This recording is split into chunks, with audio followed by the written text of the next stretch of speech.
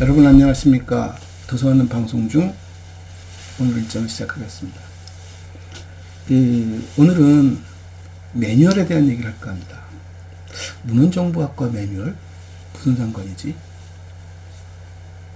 실은 굉장히 중요한 요소라고 생각하는 것이, 제가 대학을 다닐 때 가장 많이 듣고 또 가장 심각하게 들었던 것 중에 하나가 뭐냐면 매뉴얼이었습니다. 레퍼런스 툴들에 대한 얘기였습니다.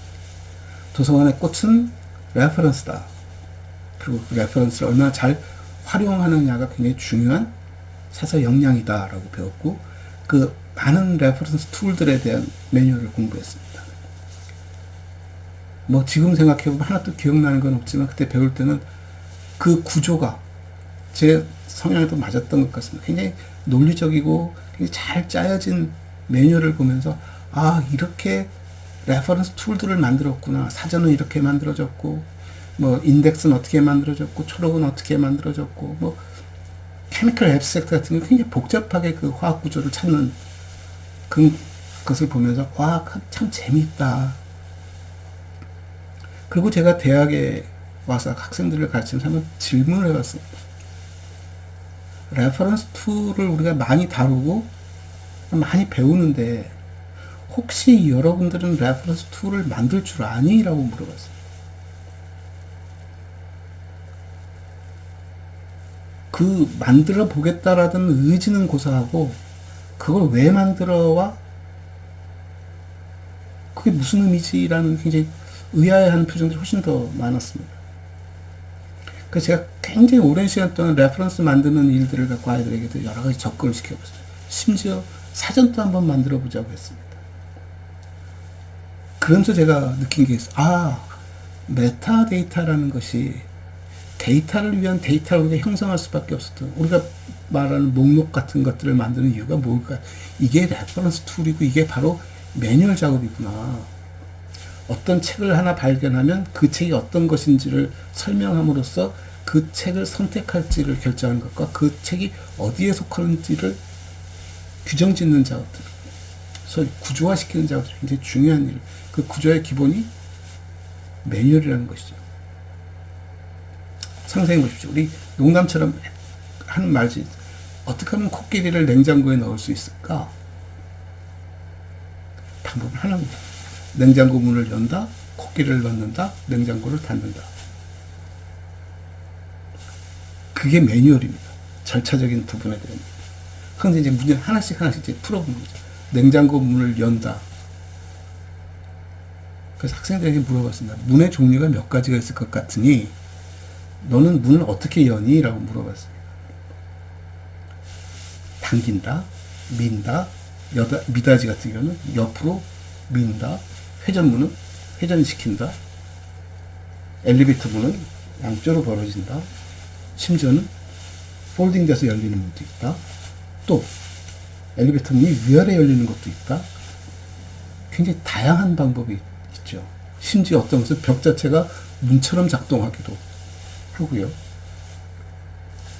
차고 같은 경우는 문이 이렇게 올라가는 샤타식 문도 있는가 하면 이렇게 또 들리는 문도 있고, 문 하나만 여는데도 방법이 수도 없이 많습니다. 나사를 돌리는 방법도 굉장히 다양하죠. 돌리는 법만 다양한 것이 아니라, 나사 머리를 보면 머리의 헤드의 모양에 따라서 필요한 드라이버가 어떤 것들이 필요한지가 굉장히 다 다릅니다. 사이즈도 다르고 모양도 다르고, 그래서 이제 표준화 얘기도 나오죠. 그게 너무 다양하면, 만드는 사람마다 다르면 그걸 처리하기 위해서 또 방법을 만드는 게 복잡해지니까 그걸 구조화시키죠. 그래서 우리는 미터 방식을, 뭐 미국 같은 경우 인치 방식을 써서 같은 드라이버라 하더라도 드라이버 치수가 조금씩 다르기도 하고, 그래서 그런 것들을 제일 잘하는 게 사서다라고 느끼는 건 뭐냐면, 도서관이라는 공간은 우리가 도서관이라고 불러든 박물관이라고 불러든 아카이브라든 무엇이든 그 공간들이 의미를 갖고 유용성을 갖기 위해서는 집합이 생기는 겁니다. 모아두는 작업을 하는 거죠. 무언가가 모이기 시작하면 질서가 필요한 것이고, 그 질서 중에 하나가 우리가 분류라는 것이고, 분류를 포함해서 그 질서를 우리가 서로 소통하기 위해서는 규칙이 필요한 것이고, 그 규칙을 우리가 매뉴얼이라고 말합니다. 매뉴얼을 어떻게 만들 건데, 중요한 것이 아니라 왜 그런 매뉴얼이 필요하고 우리가 무엇을 하려고 하는지를 이해를 하면 방법이 나올 수 있습니다. 경우에 따라서 어떤 문은 여다지로 문이 필요한 것이고 어떤 것은 미닫이가 필요한 문이 있을 수도 있습니다. 제가 그래서 가끔 그런 얘기 합니다. 학생들한테. 어떤 공공건물이 있을 때 공공건물의 현관문은 어떻게 만드는 게 좋을까? 요즘은 다 앞뒤로 열리고 닫히고 하니까 큰 인식이 없지만 만약에 우리가 기술이 조금 떨어지면 문이 양쪽으로 열고 닫잖아요. 이게 소위 말하는 보안이라든가 관리가 힘들어서 어느 한쪽을 막아야 했을 때 밖으로 여는 게 좋을까? 안으로 여는 게 좋을까? 따지죠. 가만히 보시죠. 서양 영화를 가만히 보고 있으면 서양 영화의 모든 문들은 공공시설의 문들은 다 밖으로 열리게끔 되어 있습니다. 제가 얼핏 들은 얘기지만 이게 여담이긴 합니다만 공공건물에 불이 났는데 사람들이 다 도망을 나가다가 문 앞에서 다 문을 밀고 있었답니다. 나가려고. 근데 문은 안으로 열리는 문이다 보니까 사람이 겹겹이 쌓이고 이제는 안으로 열려고 하더라도 사람 힘 때문에 열지를 못해서 그 문 입구에서 많이 죽었다고 합니다. 그래서 법으로 문을 밖으로 열게끔 합니다. 그런데 앞 호텔방이라든가 또는 가정집을 가서 봤을 때 현관문은 어떻게 열리던가요?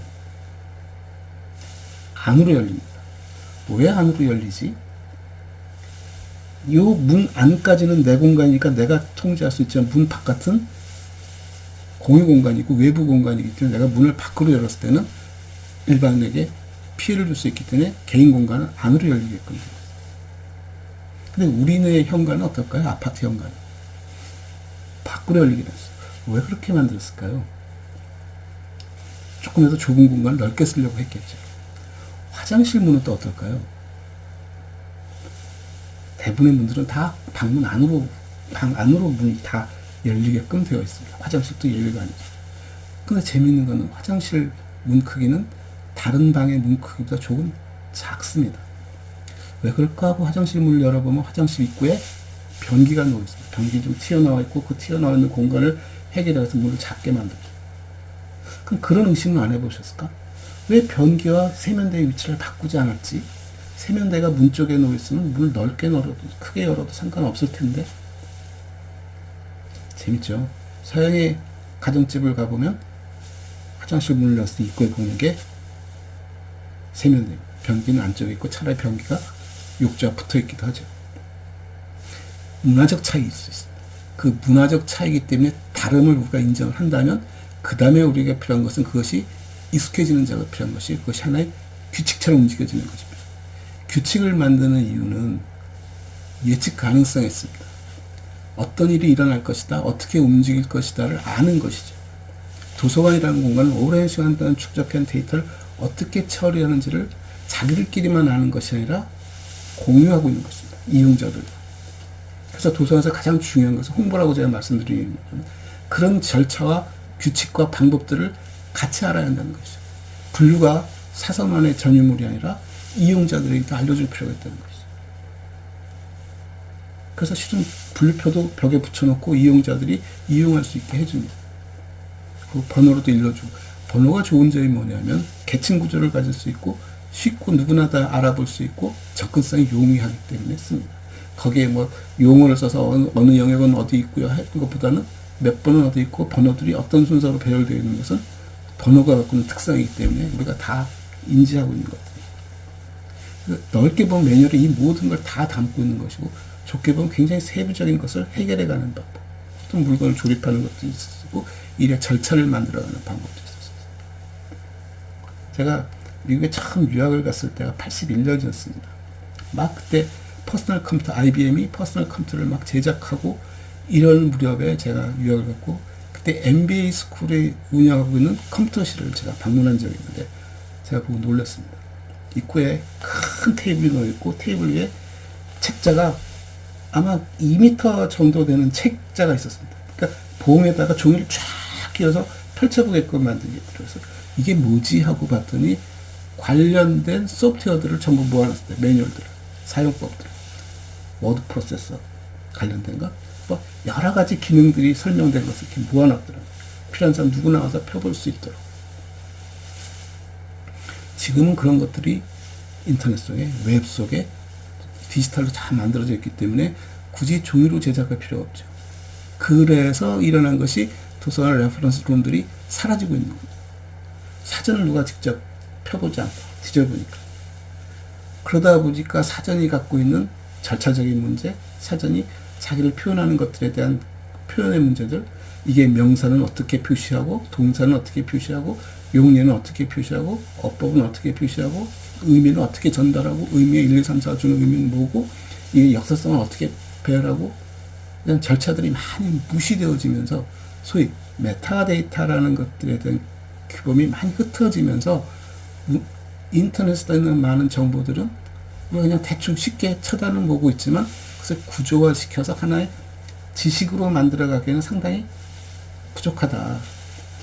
그래서 만약에 도서관이 인터넷망을 쓴다 했을 때는 그냥 다른 사람도 인터넷을 통해서 우리 도서관은 어떻게 찾아오는지 무엇이 있는지 하는 소개를 넘어서서 사용법에 대한 인터넷은 어떻게 사용하고 인터넷 정보는 어떻게 들여다보고 도서관의 자원들은 어떻게 활용할 수 있고 그런 매뉴얼을 제작하는 일이 굉장히 중요한 일이지 않을까라고 보는 거죠.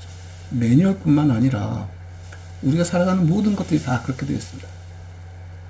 가장 재밌는 발상이 뭐냐면 우리가 어느 기관에 들어갔을 때 취업을 통해서는 입사를 해서 들어갔을 때 보면은 어떻게 일하는지를 선배로부터 다 배웁니다. 그럼 선배는 누구한테 배웠지? 하면 그 선배로부터 배웠습니다. 그러다 어느 날 일이 그르쳐져서 터지고 사건이 커지면 누가 책임냐고 뒤지다 보면 이제 규정집이 나오기 시작하고 규정집에 보면 우리가 우리가 했던 행동은 관행이라는 이름으로 했지만 실제 규범상에는 그렇게 해서는 안 된다는 부분들이 있습니다. 절차적인 것에 대한 얘기죠. 그 절차적인 우리 규범에 있는 내용과 실제 우리가 행동하는 것들의 차이 속에서 우리가 간혹가다 그런 오류를 발견하기도 합니다. 그 경우에 따라서는 소위 우리가 그 안전이라는 대목에서는 아무 일도 안 일어났기 때문에 무시해지는 대목들도 있는 것이죠. 그래서 매뉴얼을 쳐다보면 매뉴얼이 있다 없다의 문제가 아니라 여러분들이 착각하는 것은 누구나 다 매뉴얼은 다 존재하는데 그 매뉴얼을 우리가 얼마만큼 잘 적용시키느냐의 문제와 그 매뉴얼을 얼마나 잘 숙지하고 있느냐에 대한 문제가 1차적인 문제이고 다음 두 번째 문제는 뭐냐면 그 매뉴얼이 제대로 구성되었는가를 보는 겁니다. 지금 또 우리가 코로나 사태로 나라가 굉장히 혼란스럽기도 합니다. 많은 것들이 절차적인 부분이 나오고 많은 것들이 계획이 나오고 일을 진행하고 하면서 오류가 나오고 시비가 걸리고 문제가 터지고 합니다. 왜 저런 일들이 벌어질까? 프로그램 짜는 것도 비슷합니다. 어떤 일을 하자. 그럼 그 일을 하기 위해서 일을 쭉 짭니다. 가장 잘 짜는 방법은 그 일에 적합하게 프로그램을 짜는 것이고 그 일에 적합하게끔 매뉴얼을 만드는 작업입니다. 문제는 그 일이 가장 적절한 일인가에 대한 반성 없이 했기 때문에 그 일면을 쳐다보고 한 거죠. 코끼리를 냉장고에 넣는 얘기를 하는 겁니다. 간단합니다. 냉장고 문을 열고 코끼리를 넣고 냉장고를 닫으면 됩니다. 코끼리가 큰지 작은지 상관없지 않습니다. 그럼 냉장고 크게 만들면 되지. 그렇죠. 냉장고를 코끼리 사이즈에 맞춰서 크게 만들고 냉장고를 연다, 코끼리를 넣는다, 문을 닫는다 하면 되죠. 이제 그렇게 만들고 나면 무슨 문제가 생길 것 같습니까? 누가 냉장고 문을 열지? 우리가 알고 있는 냉장고대로 만들었더니 문의 손잡이가 내 키보다 훨씬 높은 자리에 놓여 있는데 결국 손잡이를 옮겨 붙이느냐에 대한 얘기가 나오기 시작한 거죠. 냉장고를 눕혀서 코끼리를 눕혀서 넣느냐는 얘기도 나오는 거죠. 코끼리를 눕힐 수 있느냐는 얘기도 나오는 거죠. 그 무거운 물을 육중한 물을 어떻게 열어야 하느냐에 대한 얘기도 나오는 거죠. 많은 문제가 상주함에도 불구하고 단순하게 일을 처리하다 보니까 근데 거기다가 이번엔 냉장고에 코끼리와 함께 조그만 쥐도 넣자 했을 때 쥐가 과연 그 냉장고 들어온 냉장고가 얼마만큼 규격화되어졌을까 보는 거죠. 코끼리를 넣었을 때 만들어진 냉장고는 틈이 10cm, 20cm 생겨도 별 차이가 없었지만 이게 쥐가 들어나갈 때는 그 차이는 뭐 그냥 뻥 뚫어 놓는 거랑 똑같은 거겠죠. 그래서 매뉴얼 작업을 할 때는 지금 하고 있는 일의 적합성을 먼저 봐야 합니다. 이게 제대로 진행되고 있는가? 이게 맞는가? 우리의 목적하는 바가 이거인가? 다른 방법은 없었을까? 수도 없이 반복되어진 시행착오 또는 어떤 시뮬레이션을 통해서 만들어지고 그것에서 문제점이 있는지를 찾아보고 어느 정도 확장되지 거기에 따른 매뉴얼을 만들고 그 절차를 갖고 수행해가면 별 오류가 없습니다. 말은 참 쉽죠. 쉬운데 실패하는 일이 하나 있습니다. 처음에 도서관이 전산할 때 똑같은 일이 발생했어요. 전산화를 해. 가장 쉬운 방법이 뭐지? 지금 현재 진행되고 있는 일을 그대로 자동화시켜 가면 되지 않을까? 전산화 프로그램이, 자동화 프로그램이 갖고 있는 특징과 사람이 일을 처리할 때 갖고 있는 특징은 다릅니다. 그 제가 학생들한테 말하죠. 여기 서서 교실에서 저 뒤에 있는 강의실 뒷문을 열고 나가는 것을 우리가 한번 프로그램에 해봐봐. 동작을 동서남북 방향 표시하고 걸어가는 표시하고 하는 것을 가지고 해봐봐. 앞으로 간 다음에 옆으로 갈래? 옆으로 간 다음에 앞으로 갈래? 그게 뭐 그렇게 대단한 겁니까? 우리 수학 시간에 배웠죠. 수열 같은 거, 순열 같은 거 배울 때. 격자무늬 속에서 A서부터 B까지 가는 가장 최단 거리는 어떻게 되느냐. 중간에 장애물이 있을 때는 어떻게 되느냐. 그렇죠. 그런 장애물들이 어디에 존재하는지. 그때 내가 받은 명령이 직진인데 앞에 장애물을 만들면 왼쪽으로 갈까? 오른쪽으로 갈까? 오른쪽으로 갔을 때는 점점 멀어질 수도 있고 왼쪽으로 갔을 때는 또 다른 길이 막힐 수도 있고 그런 것들이 바로 매뉴얼을 만드는 작업에 포함되어야 하는 것이고 그런 일들이 어떤 일들이 일어나는지 어떻게 전개되어지는지에 대한 상상력도 필요하고 시뮬레이션도 필요하다는 것이죠. 요즘 TV에서 겨울 스포츠를 하고 있습니다. 올림픽 컬링을 보고 있죠. 컬링 규칙을 보면 굉장히 간단해 보입니다. 있는 공 차내고 내 공 집어넣어서 점수를 따는 건데 공이 공을 부닥쳤을 때 스톤끼리 부닥쳤을 때 반발력에 따라서 부닥치는 방향에 따라서 회전에 따라서 공의 방향이 다 달라집니다. 그건 해보지 않으면 공의 무게도 모르고요.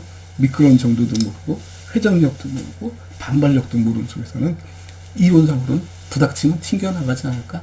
어떻게 튕겨나가는데 굉장히 다양한 것이 내재되어 있다는 것이죠.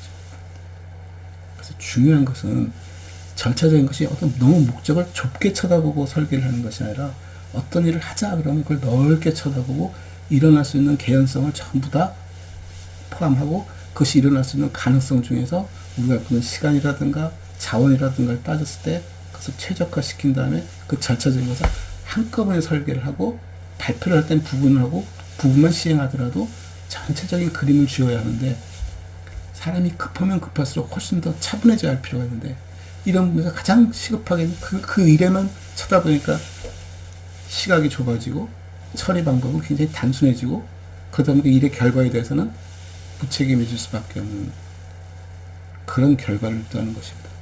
그래서 매뉴얼을 제작할 때는 하나하나 실행해 보는 것이 중요하고 실행하는 속에서 가능성을 짚어보고 가능성을 우리가 어떻게 대처할 것인가 그런 것들을 전체적으로 묶어서 논리적으로 처리 방법을 정해야지 그때그때 땡질식으로 만들다 보면 나중에는 무엇이 문제이고 무엇이 전개되고 어떻게 나오는지 예측도 불가능해지고 일의 과정도 부정확해지기 시작하고 사람마다 전부 다르게 일을 할 수밖에 없는 상황에 놓이게 될 수 있다는 것입니다.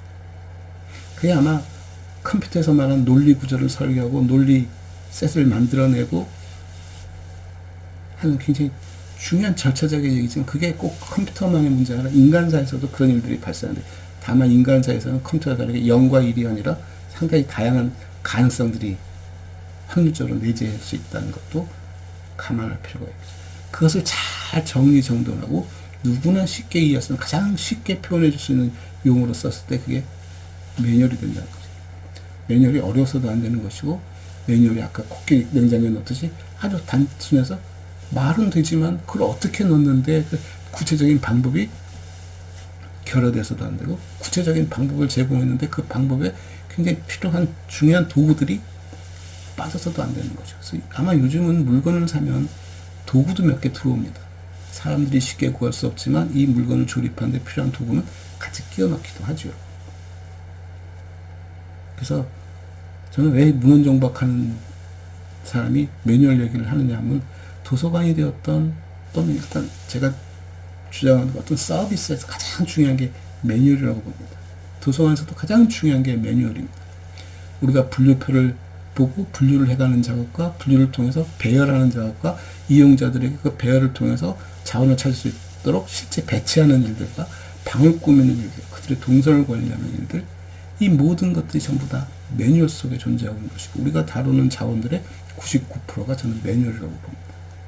그래서 매뉴얼을 말씀드리는 이유는, 매뉴얼을 통해서 우리가 뭔가 꼭 도서관뿐만 아니라 어딜 가더라도 그 매뉴얼 작업을 통해서 이 일은 어떻게 하지를 관찰하고, 관찰을 통해서 그 일의 진행 과정을 정리를 하고, 거기서 일어날 수 있는 여러 가지 가능성들을 따져보고, 새로운 기술들을 도입해보고, 그 도입되었을 때 새로운 절차를 설계해보고, 그게 조직을 만드는 일이고, 정보 서비스, 정보를 축적하고 관리하는 일들이고 똑같이 작동하고 있다는 사실을 잊지 않으셨으면 합니다. 그리고 다음 주는 2월 말입니다. 말이라는 얘기는 제가 생방송을 보내는 날이기도 합니다. 그때는 다음 생방송은 도대체 문헌정보학에서 뭘 우리가 배웠을까? 문헌정보학이라는 학문이 뭘 하는 거지? 하는 학문이지? 그냥 제 개인적인 소견을 말씀드려볼까 합니다. 감사합니다.